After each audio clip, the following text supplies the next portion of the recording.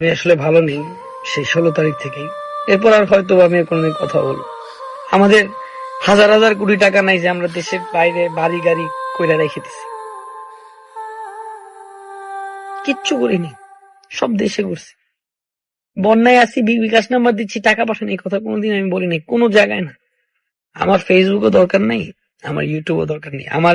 আপনারা আমাকে অনেক হেট করেন, আমি তো অপরাধী যে আমাকে প্রেশারাইজ রাখছে, কিন্তু আমার টেলিভিশন ঠিকই কাজ করে গেছে। আমাকে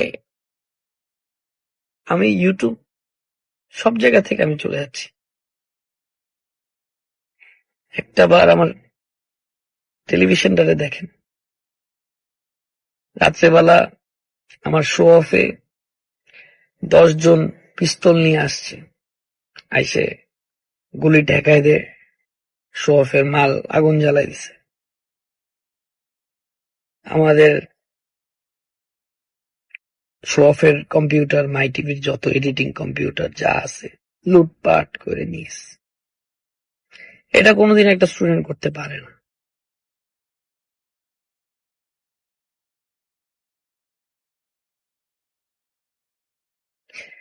তেরো বছর আমি আপনাদের সাথে ছিলাম, আছি, থাকবো। আমি বারবার আপনাদেরকে, আমি কতবার যে কত ডিপার্টমেন্টের অফিসে গেছি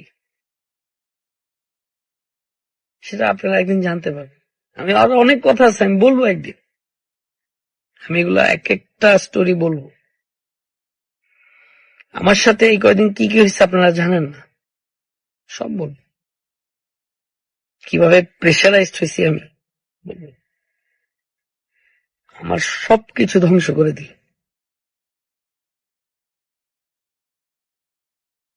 তো মাই টিভির গেটটা খুলে যেই আসতো আমার কাছে, দেখা হইতো আমার সাথে, খালি হাতে বিদায় দিতাম না। সেই গেটটি আজকে ভাইয়া পুরো মাই টিভিটারে ভাঙিয়ে দিল।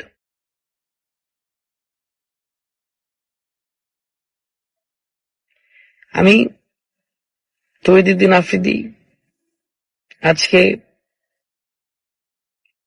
5টা 30 বাজে জানের হুমকি অনেক পেয়েছি, জানি না কারা দিচ্ছে, মেরে ফেলবে আমাকে।